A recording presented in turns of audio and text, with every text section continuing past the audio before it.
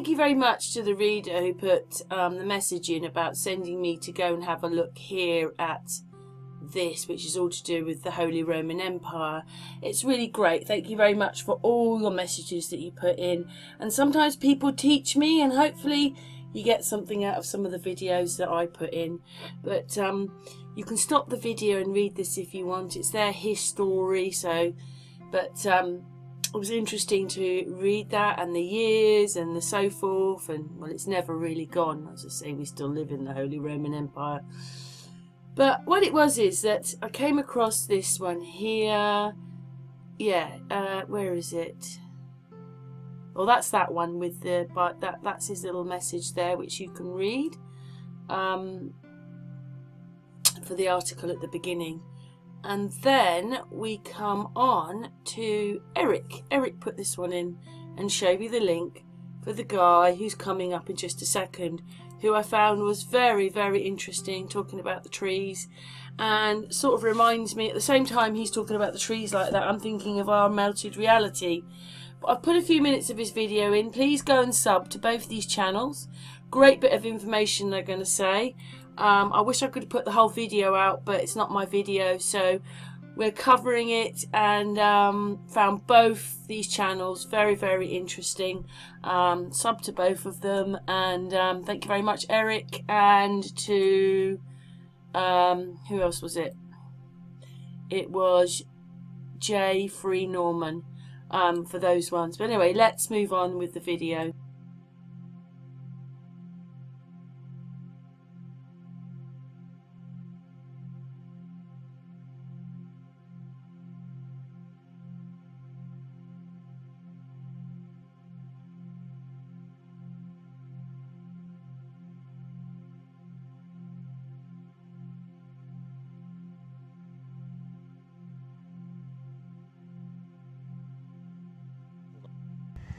Okay, so you'll see this is just one example of how a tree breaks down, you know, and most people, when they think of rings, they think of looking down at a stump like this. But like, whether you're looking at it 2D, 3D, there's so many different ways these trees break down and fall apart and break apart. And remember the massive size difference. Okay, so this was a cedar. You know, you can just tell by the characteristics. And then you see here how some of the rings are recognizable, okay? And then they get busted up and you don't know what they look like, okay? You'll see this all throughout my videos. But you just got to remember how the tree breaks down. There's so many different ways. You know, like in the side of the mountain, you've seen a bunch of stuff like that. It's weathered and eroded. That's all you're seeing, but hundreds or thousands of feet up the whole mountain. And then you got knots and different twists and turns. You know, you just got to keep all that in mind. Things like that. Things like that. But that there could have been thousands of feet in diameter, or not like that, to where it's not consistent straight rings like this. Okay, you see some of the radius, like the waviness. You see like a knot right here, or where a branch come out. There's so many different examples of how these trees break down. Okay.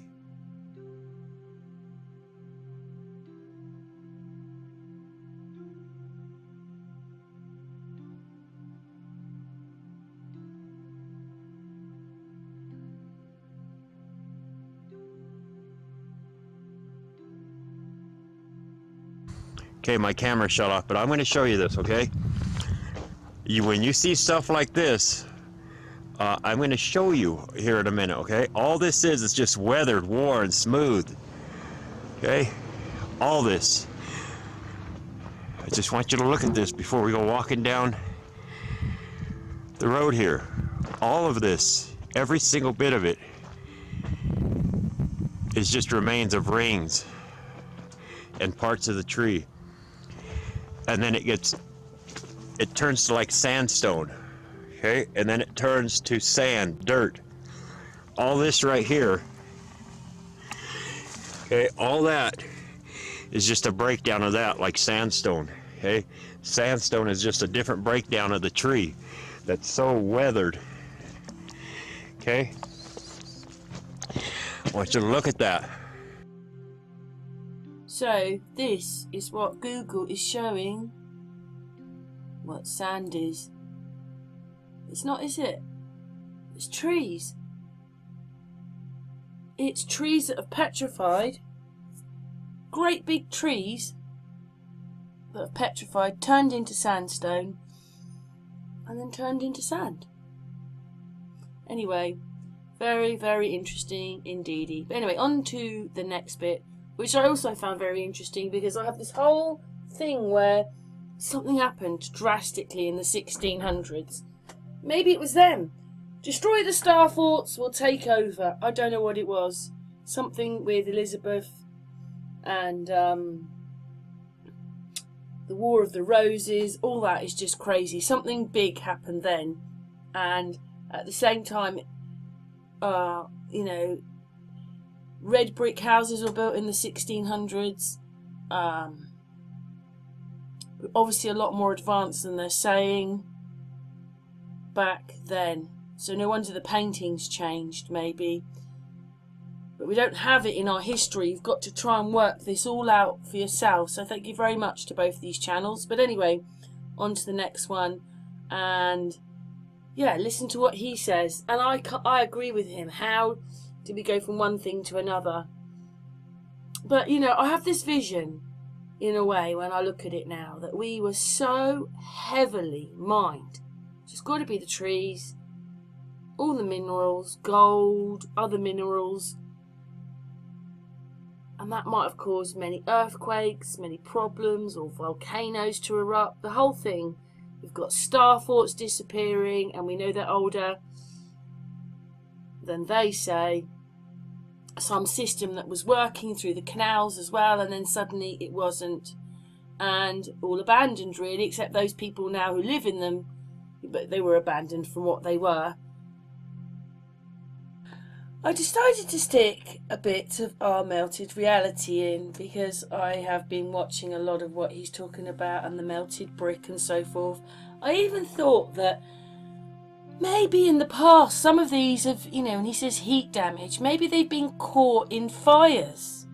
But what did that mean? Did that mean that they had to burn every single graveyard? Which is just impossible, isn't it? But, you know, when he goes round, these are all heat damaged. Now, each one of these people in the videos is showing that something else has happened. And it's all covered up. And we've been given totally different answers to what's really happened, or what's really going on, or what's really gone on. I cannot understand why you'd want to cover up. I mean, what is this, the last people? You know, it's not to do with these people before us. This is like something completely different. I don't know. We petrify. It's just a bit mind-boggling, isn't it? But anyway, let's carry on with this video. I love our melted reality, and I'd like to do another hangout with him, you know, in the next few weeks. Okay. I'm just hinting if he sees this video. What's happening, everybody? Saw this in the middle of nowhere graveyard, so I had to stop. As you can tell, in the middle of nowhere. This is called Mount Ararat. Same spelling as the one in Turkey, the mountain, I guess, supposed, not the brick building. And this is about, I don't know, 100 feet up or so from the road. It's just nothing. There's a house over there, way down there. I've seen 2 cars pass by in about 30 minutes.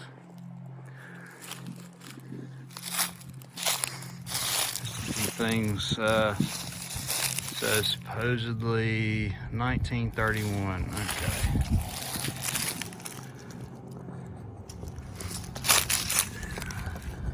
See the brick here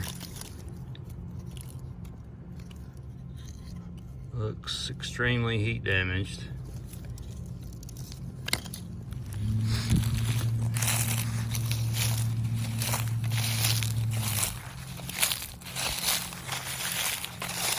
We got nothing here.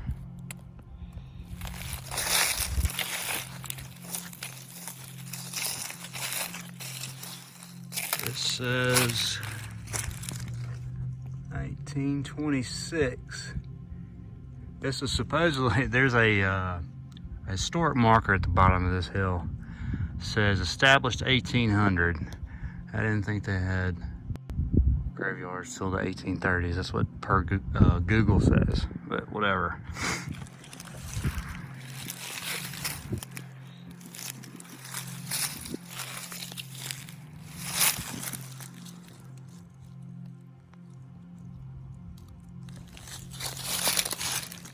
This little thing, somebody stick that in there. I'm not gonna mess with it. So I can probably do anything around here. There's nobody. Check this mortar out though.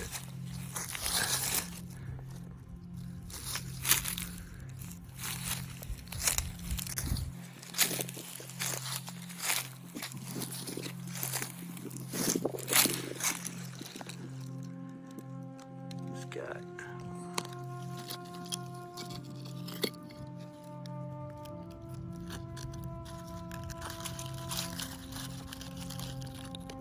It's almost like clay.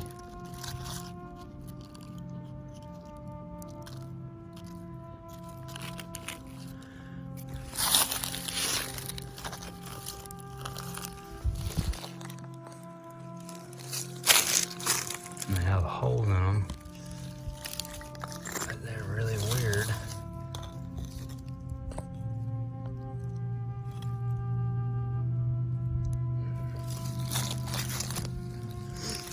There's only one of these out here like this.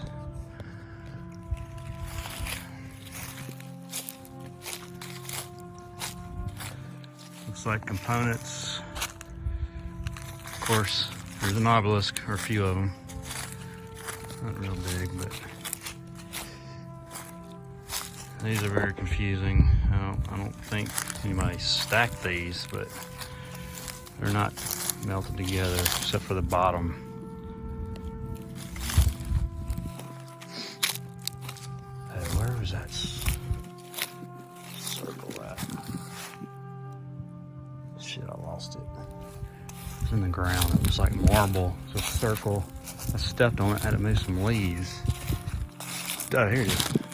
Digging around it. Who knows?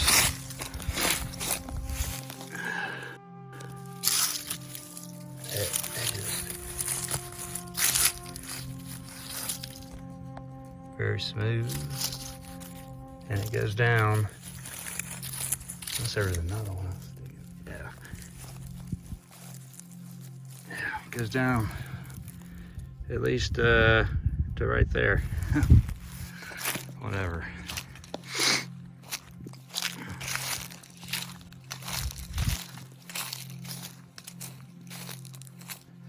Ah, shit, here's another one of these things. Saw it at another graveyard. An old one.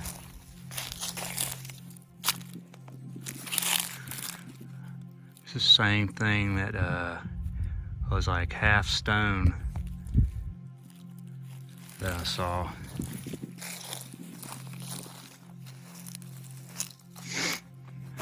Very weird. They're all weird.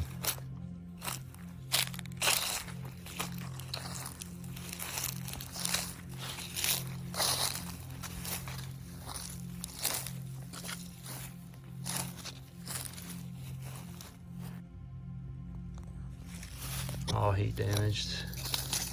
At least this border. Of course these are too.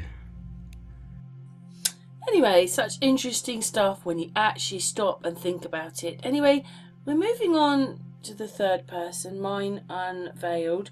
I like what he says. Something desperately happened. Well, it did happen the War of the Roses, all that. Anyway, let's carry on because I think I've already explained that.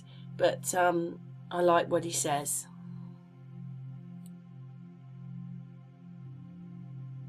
Alright, so today we're going to be looking at some pretty crazy stuff, so some of you may know about this, but if you haven't seen the other Tartaria Explained videos, make sure you go check them out in the description.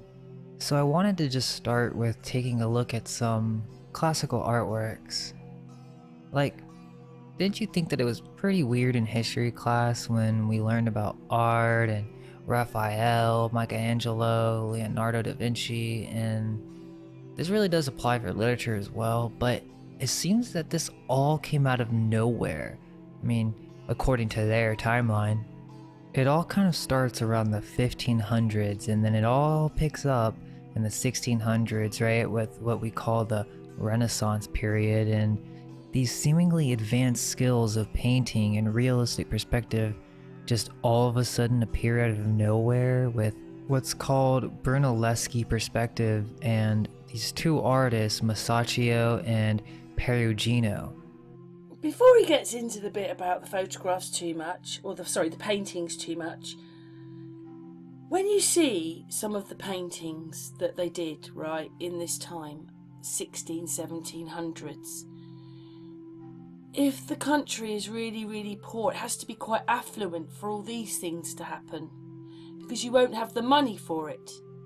But they're able to paint these ceilings most amazingly. Most amazingly. And this won't happen if we're very, very poor and have no money. It's just not going to happen. You'd be wanting to look after the people. So suddenly all this painting's happening in the 16 and 1700s, so we have to be quite affluent. So let's go ahead and take a look at the history of perspective. It kind of all starts with this Brunelleschi figure and Masaccio, if they were real people. And it's interesting, they bring up here that even in the past that the medieval artists did try to do some things with shadowing to create depth, but it's not the same as what these artists were doing. The linear perspective system projected the illusion of depth onto a two-dimensional plane by the use of vanishing points, to which all lines converged at eye level on the horizon. Soon after Brunelleschi's paintings, the concept caught on and many Italian artists started to use linear perspective in their paintings. So this guy, which was an architect, basically comes up with this vanishing point system, and then all the other artists caught on and start producing the greatest art that's ever been made.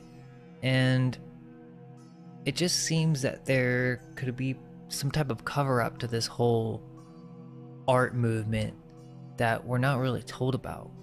Like, it really just seems like something we should question. I mean, we don't really see this kind of style of art, and you know, we learn about these early Renaissance paintings, and it just seems kind of weird. And that even with this painting, right, like this famous painting, this one's from Perugino, I think, you see these Tartarian buildings in the background with this Antiquitech on top, and what's happening here? They're giving Jesus a key. I mean, is this symbolic for something? And it just seems like this is a skill that wasn't necessarily brought about randomly, but something that was either transferred from the old world or possibly some type of technology that we're not told about. When we're going through all this stuff, I suddenly thought, I got to add a bit of Wise Up. Wise Up was the first person that I watched on all this mud flooding and everything, and I have this word that sits in my mind. It's all rebar, rebar, rebar. Anyway, he is a master. I'm really hoping that none of the other couple of well, I know that our Melted Reality won't mind. I hope the other two channels don't mind me taking that little bit of footage to show you how weird this place we live in is. And I don't think Wise Up would mind. He sometimes comes into the chat room, and I'd love to have a hangout with him. Anyway, I don't think he'll mind me adding this, and he is one of the masters. Anyway, let's hear what he is. Keyhole Mounds of Japan. Let's hear that. So I said I was going to look into the Keyhole Mounds that I put out in the last video. Well, I've come up with some stunning information on how those things were built. I'm just going to play you the short section of the last video, which I moved to my other channel, and then I'll get back to you.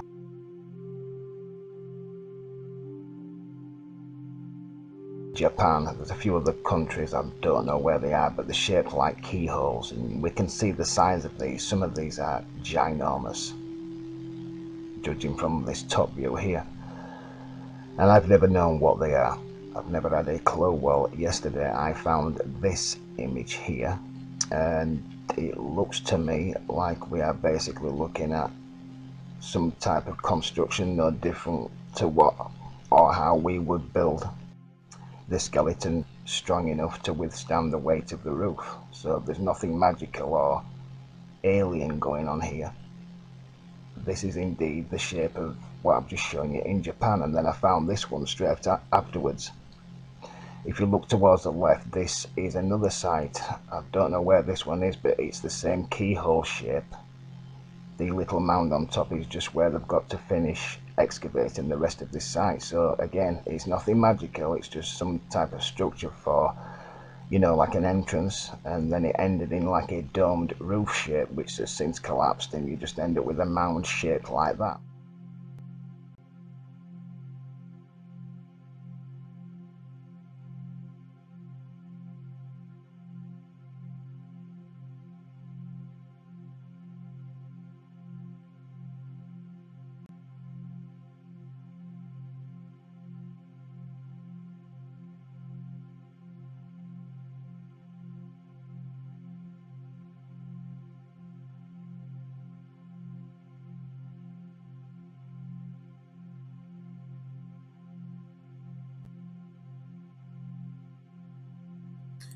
Everybody expects pyramids to be spiky at the top, but this is Silbury Hill. Now, Silbury Hill probably is a much bigger mound than he's showing. Well, maybe some of them are as big as this, the last dynasty. But anyway, you know, maybe there was more earth over the other ones. Or those are the kind of things that are sticking out of the ground with decoration around them. What is up, ladies and gentlemen? This is James with another James Show. Welcome back. Hope you're having a wonderful day. Don't forget to tell your dog, your cat, your mom, your dad, your friends, your cousins, everyone, come over to the channel, subscribe to the channel with notifications on. We need 100,000 subscribers. Don't forget to leave a like, smash that like button, subscribe to the channel with notifications on, all that yada yada, and let's get on with this. Today we have a wonderful video. Subscribers sent us mysterious places, mysterious videos, mysterious things caught on camera. This is going to be really mysterious. Are you guys ready? Well, so the thing is, you've probably asked yourself if there are ancient places, mysterious places out there that we have no knowledge of, no idea about. And there are. The thing is, what is this place? Look at that. This is the Calakmul ruins in Mexico. Very close, I think 37 kilometers from Guatemala. Look at this place. I mean, this is beautiful. Beautiful. Calakmul was one of the largest and the most powerful ancient cities ever uncovered in the Maya lowlands. And from out of nowhere, in the 9th to the 10th century, they simply disappeared. I mean, why? What happened? What the heck happened? You know, look at this structure, look at the size of it. This is not an easy task. all right? And they did not have, supposedly, I guess, they did not have the same technology we have today. Imagine the effort and how many people, I mean, how the heck did they build this? And if you take a look, the jungle has taken over everything, so there must be more. But then this is Glastonbury Tor, and this is such a strange shape building. Sorry, structure, the whole thing. It's supposed to be a hill, Glastonbury Tor. But it is, that back bit is really long, and then could fit in with what he's showing with Japan. And this, you know, as far as I could see, I thought it was some kind of pyramid. But there's a little similar to the keyhole structures that he's showing. And I just thought I'd add that. I'm not disagreeing with him. I'm just saying other things, you know, like that could be the same thing as he's showing in the domed bits. Anyway, it was so flat there, they'd sail to this church with this lonesome tower on the top. But I mean, they'd have to sail for miles to get there, supposing there was water there and they used to sail there, but must have been a really long time ago because it's covered in grass and stuff, trees and so forth. And it does have defences down at the beach to stop the water coming in. But those things are a little bit similar to what he's talking about, aren't they? Some of them. Structure, shape. Anyway, let's move on back to Rise Up. The 4 images that I've got lined up here, in my opinion, have been dug up recently by archaeologists. They didn't find anything, and then they've just dumped it all back down again and shaped it for tourism, to present their narrative, which is that these are called Keyhole burial mounds. They've just been built up with rocks and dirt. When the images that I'm going to lay out now till the end of the video clearly show what this stuff was constructed by and since turned into, in the best way that I've probably ever presented on this channel.